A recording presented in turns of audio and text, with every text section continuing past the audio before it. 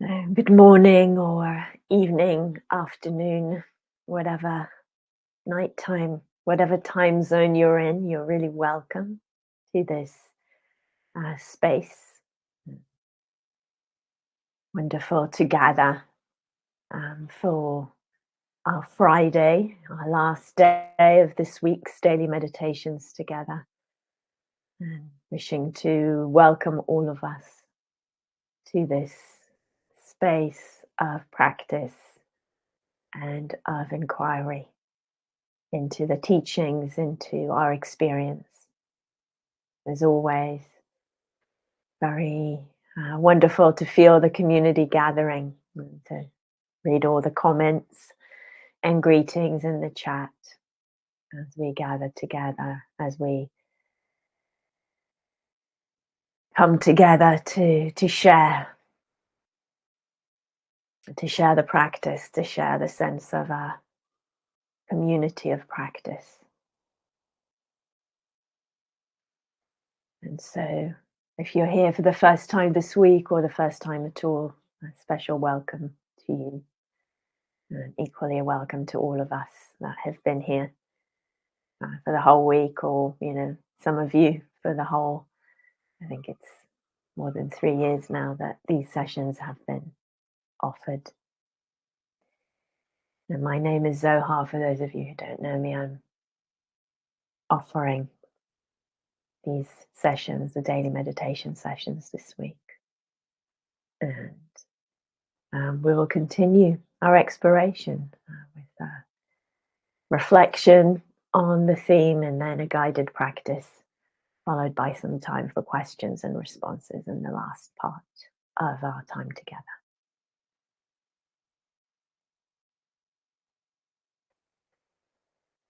So we've had what I've found a very rich exploration this week so far. And even if you're joining today for the first time, this will make sense to you. So we've been exploring, and we will continue to explore today, the fact that dukkha, ill-being, stress, distress, is built up, is constructed. And this process of the construction of dukkha, the building of dukkha, is our gateway to freedom. It's something we're interested to explore and to get to know.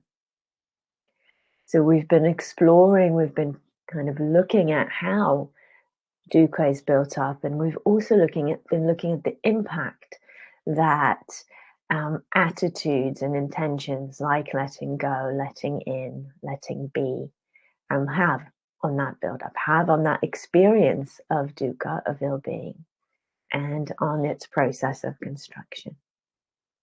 And this opens up for us the possibility to shift from a momentum of dukkha building, momentum of building ill-being and distress and distress for ourselves and for others, to shift to a momentum of peace and well-being. This is what this path is about, is making this shift, making this transition, cultivating the understanding and the skills to do this in the moment and over time.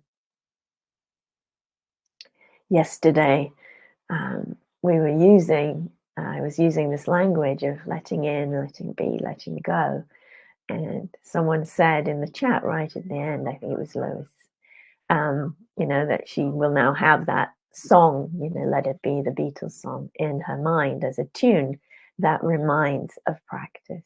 And I kind of, it moved me and brought a smile to my face. And so I was reflecting on the lyrics afterwards, and, what is the encouragement there of this voice of wisdom to let things be? What does letting be allow? What does it open up? And so I want to spend a little bit more time with that this morning. And to begin with this reminder, this process of build-up that we've been exploring, where there's a contact through the senses with a sense object, with a sound, with a sight, with a smell, with a taste, with contact with the body or with contact through the mind, the heart mind. And then with that contact, there's that classification into pleasant or unpleasant for me. Yeah.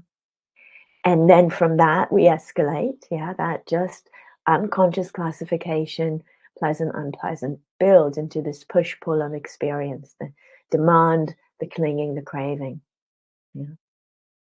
Of the kind of pushing away what we perceive as unpleasant and trying to hold on and pull towards us that which we perceive as pleasant. And all of that, builds more and more identification. Yeah. I said right at the beginning with the contact, there's already the for me, the self-reference, and that builds up. And the more identification, the more dukkha, the more ill-being unfolds. When we allow things in, when we let go of that struggle, when we put it down, when we allow things in, when we let them be and let them go, the degree of sense of self-identification, the kind of how strong that sense of self appears changes, and experience becomes less about me and mine. Yeah, this is very, very interesting to notice. Sometimes it's very obvious. At other times, we might not notice it because we're not paying attention to that aspect of the experience. Yeah, we're very focused usually on the object, on the kind of external, even if it's an internal. We're not so much noticing what's happening to the appearance of the self and to the process of identification there. But we may notice that the less dukkha there is, the less me and mine there is. And this can also be recognized through the degree of spaciousness versus contraction in the body space and in awareness. So a more identification, a stronger sense of this is about me, for me, there'll be more contraction and more sense of solidity in the space of the body and in the space of awareness. The less identification there is, the more spaciousness there'll be, the more fluidity there will be in the body and in awareness. And we want to get to know that relationship. A big avenue to more well-being in our experience, more freedom and more movement. And so kind of more spaciousness, more ease, more openness, more fluidity, less problem, less dukkha. And the opposite, the more dukkha, the more problem sense, the more for me sense, there'll be a stronger sense of self, and there'll be more contraction, and there'll be more denseness as opposed to spaciousness in the sense of the body and of awareness. So yesterday we had, some of you were marking me. I was getting very enthusiastic as people were sharing their experiences and asking questions. I was getting very enthusiastic because, people were reporting, sharing how they could see in their experience how all these components could be there. Yeah, a collection of thoughts, of emotions, of sensations in the body without, and when that was noticed, instead of building up into something that was a problem, it was, when it was noticed and invited, when we invited ourselves to let things be, and then for them to go in their time or to let them go, this kind of way of relating to experience was lessening a degree of problem and also lessening a degree of self to whom this is happening to. So when we bring this intention of letting be, letting go, letting in, things don't stick together in the same way, forming that density that we're talking about in that contraction. And instead, more fluidity, more movement, more spaciousness, things to appear and disappear, to come, to stay, to go. And this is kind of what we're doing with this process of letting go, in Buddha's language, letting go of the clinging and the craving that build dukkha and build the self alongside the dukkha. So in the practice today, we're going to take that insight and we're going to apply it. You know, we're going to continue with that thread of letting things in, letting them be, letting them go. But we're also going to pay attention to that possibility to open up the space of awareness and the space of the body, to soften it, to open it, to make it more fluid, more spacious, less dense, yeah, to release contraction. And we'll start to notice, as we pay attention, we start to notice how contraction builds, how denseness builds, and with that, more friction, more push pull. On experience, and more rigid, limited, dense, and loud sense of self and identification. This is happening to me. This belongs to me. Yeah, even that which we don't like is really interesting. How it becomes mine um, in the process.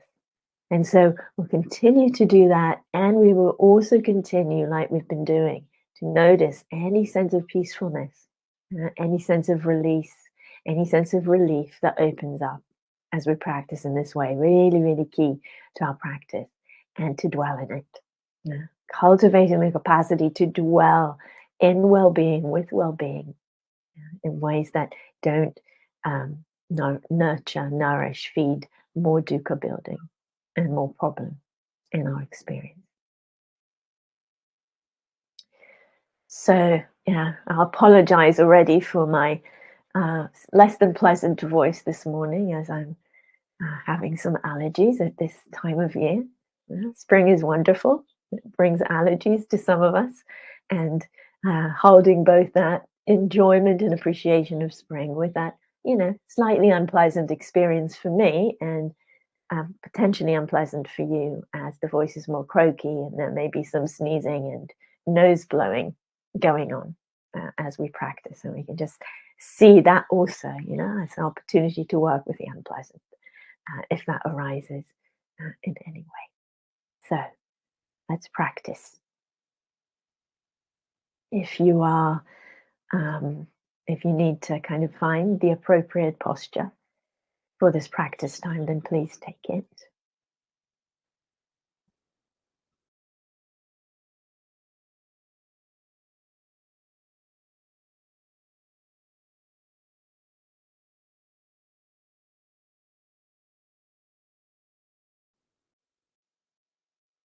And if you're already in the practice posture, then settling more fully into it. Wherever you are in that process, taking time to settle more fully, more deeply into the body, into the posture,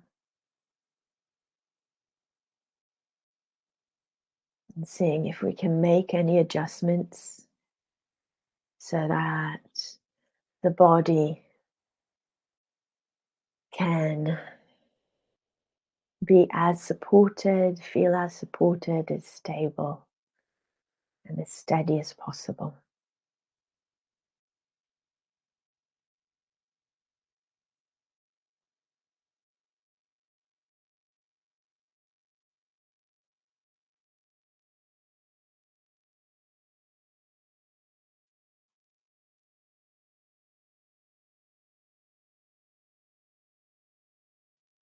As we're settling into the posture, into the body, checking in with a balance of uprightness and ease, or alignment and ease if you're in the reclining posture.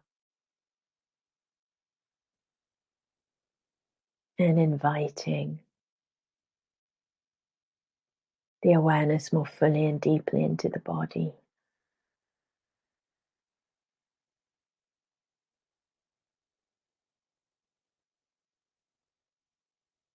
It's helpful using the contact sensations between the body and the seat, the body and the ground, the mat.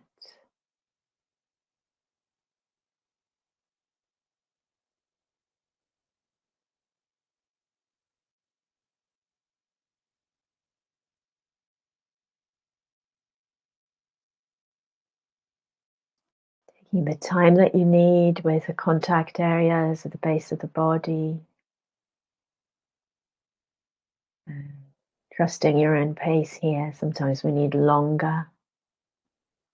There to ground and root and collect the attention.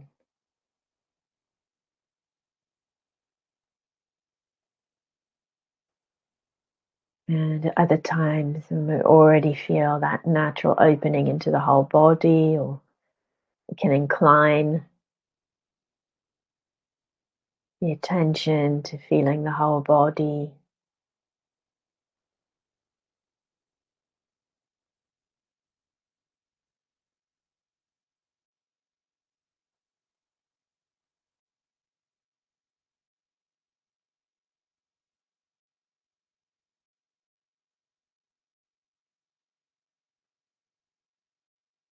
Feeling the whole body and the space within the body softening and opening that space, widening awareness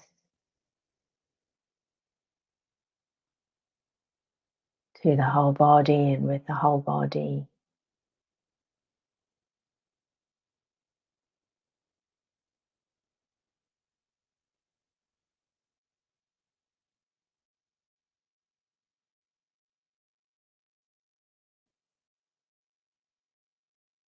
Remembering practice as an act of kindness.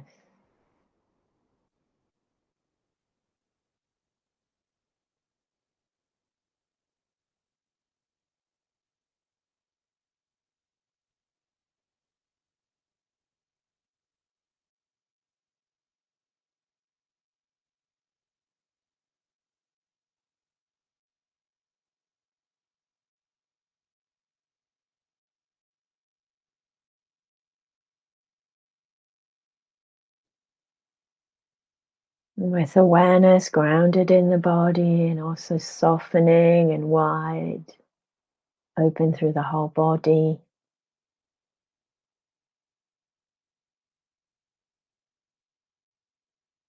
Choosing an anchor for our attention. It might be what we're already doing, that sense of grounding, and also the opening and softening over and over to a sense of the whole body.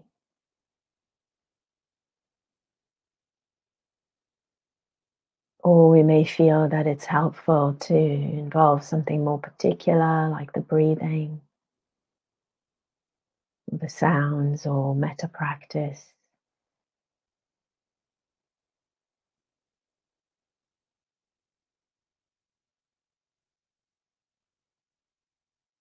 Finding our anchor, but whatever anchor we're using, if possible, continuing with this wide body awareness, attending to the anchor in a way that supports this softening, widening, opening awareness to the whole body.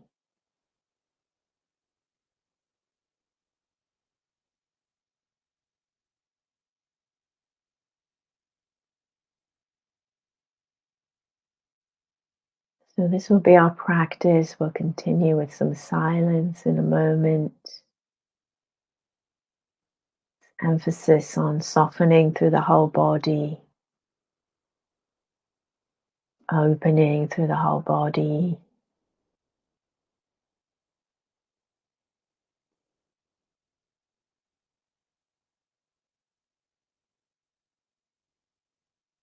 Tending to the anchor of attention, whether it's that softening and opening in itself or also includes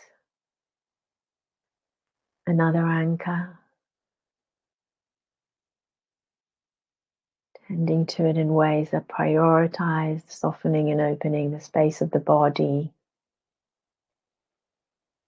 And the softening and opening the space of awareness through that allowing of the anchor of attention, letting it in, letting it be. And then letting it go, letting it pass and change in its time.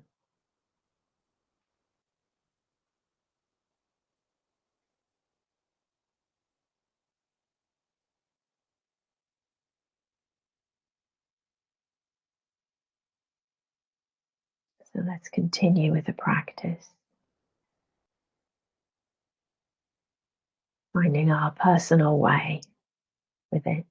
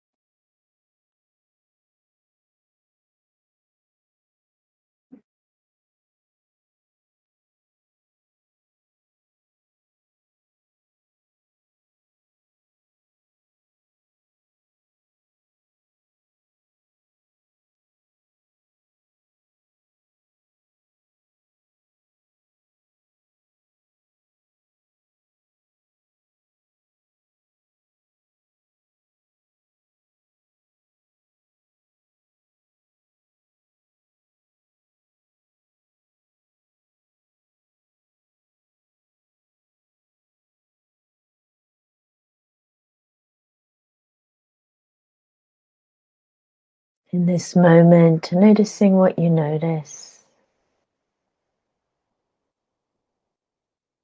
inviting ease and spaciousness as you soften and relax the space of the body, space of awareness,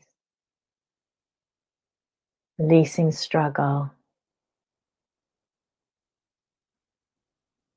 opening and softening the space of the body again and again with whatever is here. This too is welcome to come, to be, and to go.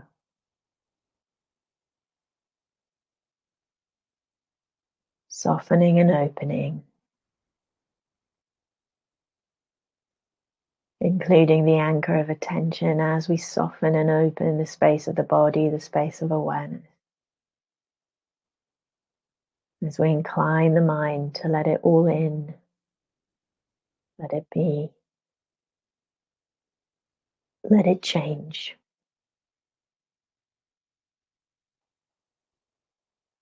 Feeling any degree of ease that opens up, any degree of peacefulness or release. As we practice in this way, taking time to dwell with it, continue to soften and open the space of the body, the space of awareness.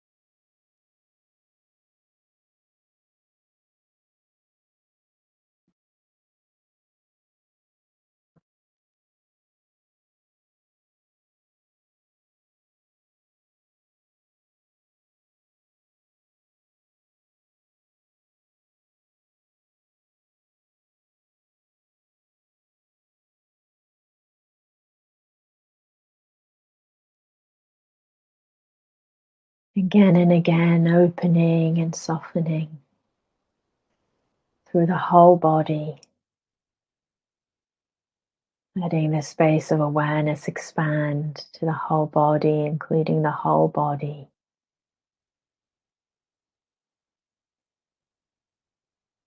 Whole range of experience welcomed and allowed, whether the contact with the anchor right now is pleasant or unpleasant. Letting it in, letting it be. In its time, letting it go. Opening and softening awareness through the body. Feeling any ease that opens up.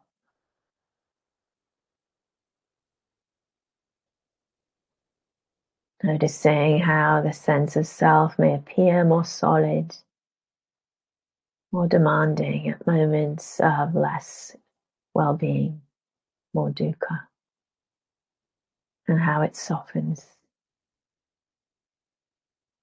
and dissolves in moments of more release and ease. Leaning into the ease and using that insight to release and relax contraction through softening the body, space of awareness.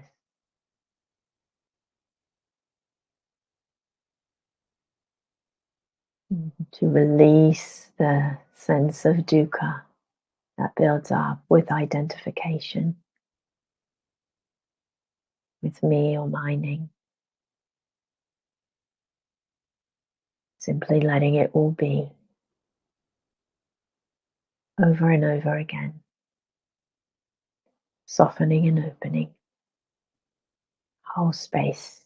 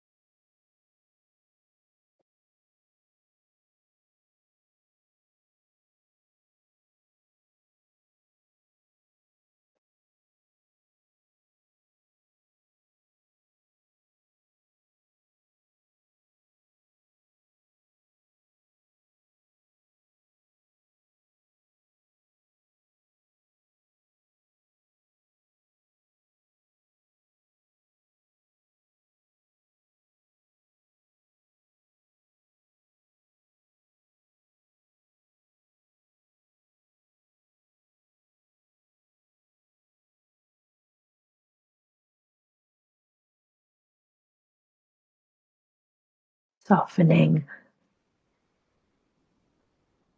whole space of the body, opening,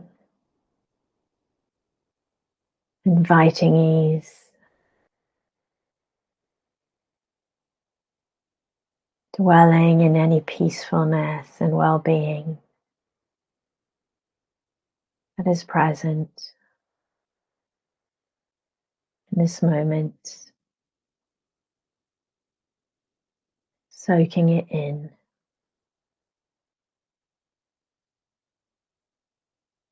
resting into it,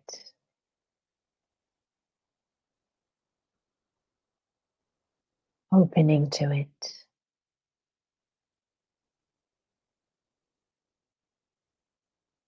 Again and again.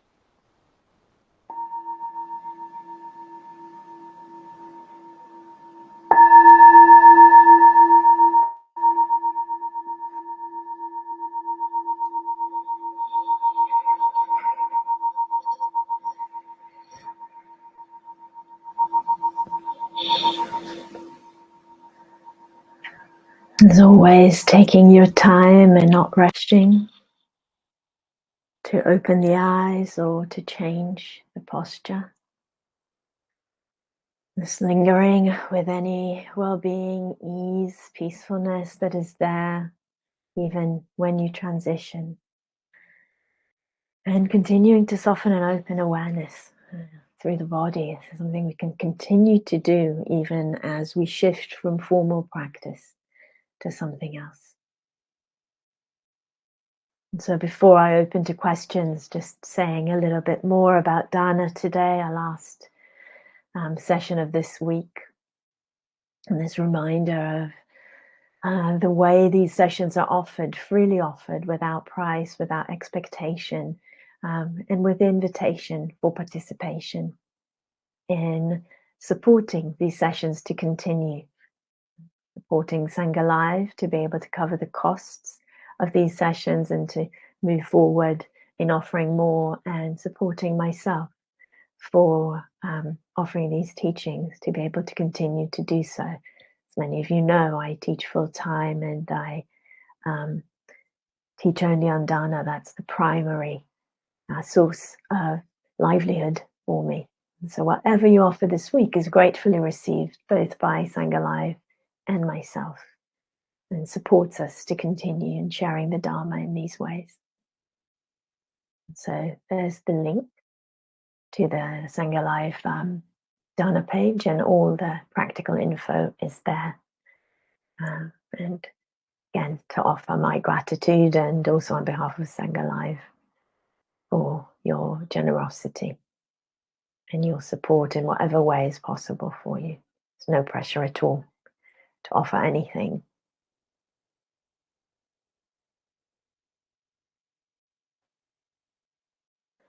So we can open to questions and reflections at this time. If there's anything that has come up, feel free to put it into the chat. If you can put the word question or reflection as the first word at the beginning of what you write, that is helpful for me to then find it amongst the chat messages. And everything is welcome. Any questions or reflections on the practice or the teachings today or over the week, equally anything to do with your meditation practice in general, is really welcome. And as you know, I really appreciate the questions and the reflections that come through. So it's an act of dana also to share what's happening for you with the practices. And as maybe people are taking time to articulate or to type, just to also say, I mentioned it at the end of the meditation now, but this practice of opening the awareness through the body and softening through the whole space of the body is something that we can, it's really transferable from our formal practice, but also with kind of with outside of formal practice. Yeah, it's something we can really train ourselves to do, just to open, just to soften through the body. And it can become such a resource to kind of open and to allow more avenues of response, more possibilities of response to our experience, and a source of well-being that's available to us almost all the time, of course, dependent on conditions like everything else, but it can become more and more accessible. So I see there's a first question there. How to skillfully deal with fears as our kids grow up, guiding them without contracting, narrowing their space, opening up, softening, letting them be. Yeah, it's a big practice, isn't it? A beautiful question and a reflection there. That when we care about someone or something very deeply, our habit is to contract and to try and really guide, a beautiful use of language, but often it becomes almost like control, yeah, in the sense of fear, in the sense of wanting to protect and defend and take care of what matters to us. And so this kind of softening and opening the space again, and remembering, this is where also remembrance is helpful. This is not just in my control. It's not just down to me. I care deeply about, your children in this case, wanting the best for them, but it's not in my control to completely protect them from any degree of suffering in the world. There's so many causes and conditions, and so really emphasizing the space, emphasizing the love and the care, that love and the care that's so strong in that wish to protect them, and then that capacity to also attend, to suffering as it arises when it happens. A friend may say something that hurts their feelings. They may get injured in some way. All these things might happen, and then we want to be there for them. So we emphasize the love, we emphasize the grounding, we emphasize the space through that. So hopefully that responds to Giulietta, but it's a real practice. It's a real practice with things or beings that we really care about. And I really want to emphasize it. It can be, living beings like children or close people to us, or other living beings that we really care about. It can also be things that really matter to us in the world, equally.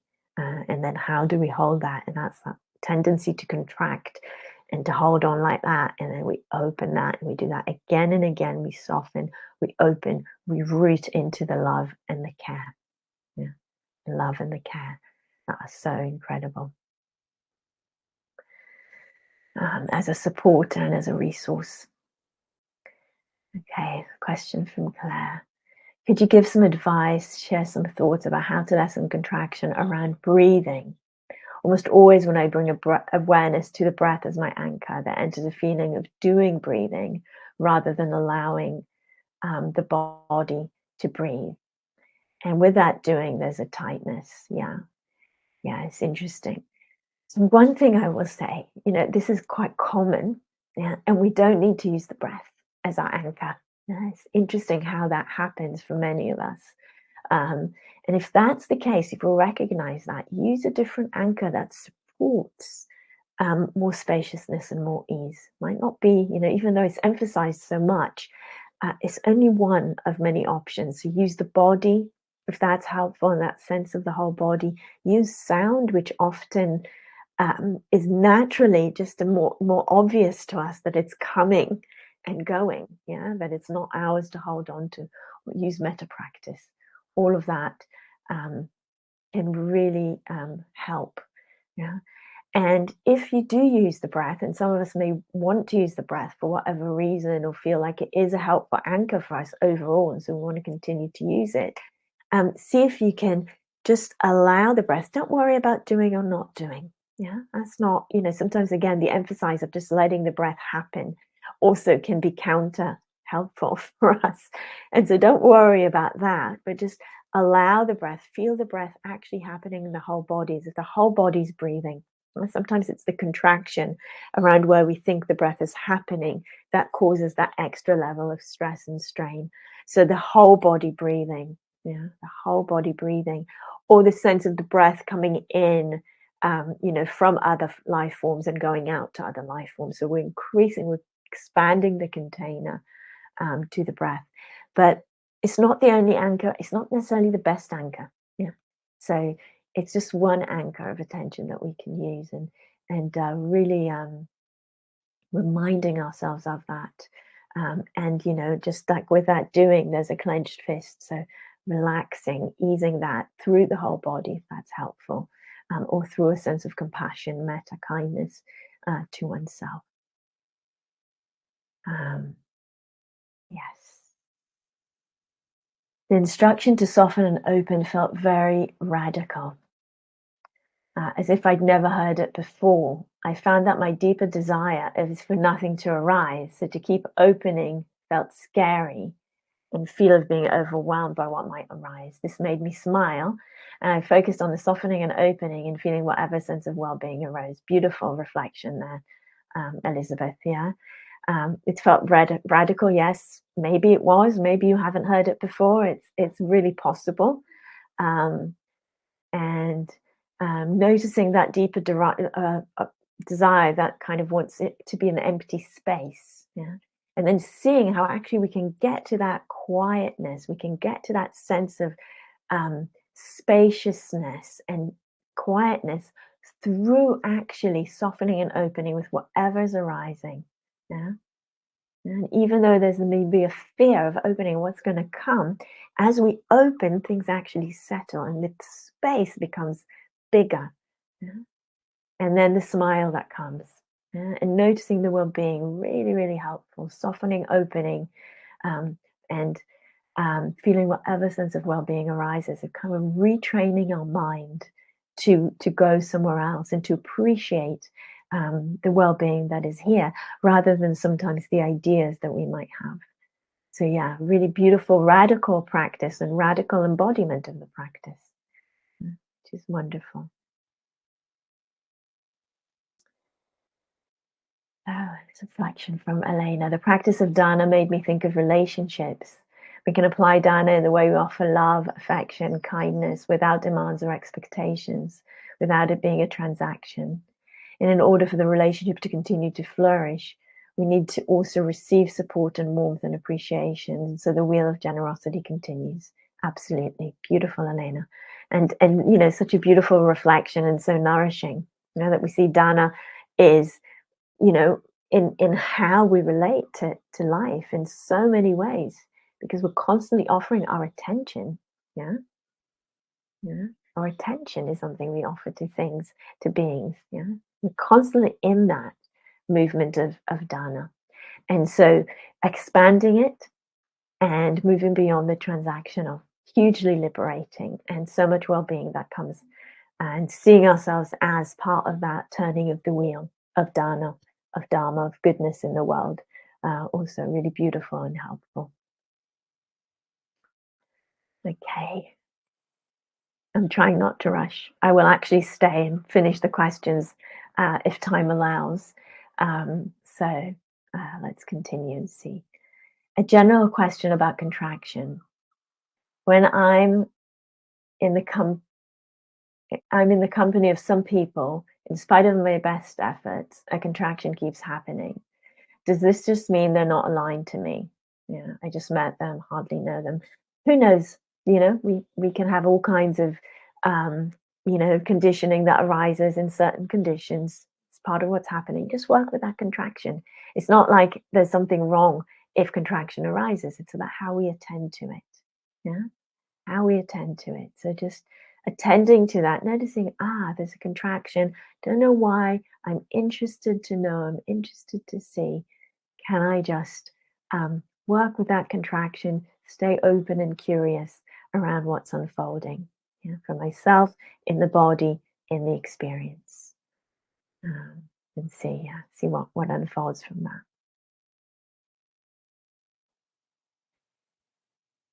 So, last question, perhaps. I found it hard to find a balance between my anchor and the guidance of softening and letting go. My anchor was soundscape, and I found it hard to be letting go of my physical sensations in the body and the attachments of the external world. Any practical advice on managing an anchor and guidance at the same time and not getting confused by it all? Yeah, it's a great question, Harry. And one thing is to reflect on what was going on for you there, and to see, sometimes we can reflect in retrospect after the occasion, see, okay, what could I have done differently? Maybe to let go of the guidance. Yeah. Maybe to let go of the anchor. Maybe to find a way of bringing them together. Yeah. A sense of softening and letting go, softening and letting go. Maybe that was the primary thing. And doing that kind of doesn't require an anchor. Maybe that becomes the anchor if that's working for you. Yeah. Maybe it's letting go, like we were doing on the first day, or maybe a couple of days, letting go into the anger. So we're softening and opening and letting go into the soundscape. Yeah, that's kind of where we're going, rather than maybe into the body. Can be into the body and into the soundscape, or just into the soundscape. Bringing some playfulness into that exploration. Um, and yeah, it sounds like there was the physical body working with that and the soundscape, and that was maybe too much. So yeah, see if you can do one, if you can combine them in that way. And sometimes we can do background and foreground. That can be another way to explore. Something's in the background, something's in the foreground. Um, so kind of all of these are options, and I would say explore them now, reflect on them in regards to the practice you just did, and maybe over the weekend, if you practice um, individually, you can use a recording and then explore different ways of doing the practice there. So I hope that responded to everybody who reflected or shared a question. Do let me know. If not, I can stay for a few more minutes. But we're at the end of our time, so wanting to let those who may need to go, go. So much gratitude and appreciation to all of you. It's been such a deep pleasure to be with you this week.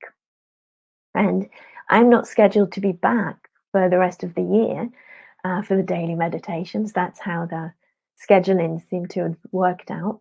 So I'm looking forward to either, sometimes there's unexpected things, then I may pop in unexpectedly. And if not, I will see you next year, which is, quite some time away, but time moves fast. So go well, everyone. Deep gratitude to all of you and much appreciation for your practice. May our practice continue to nourish each of us, and may it nourish the peace and the well-being of all beings, and the peace of our planet, which it so much needs. So go well, and thank you.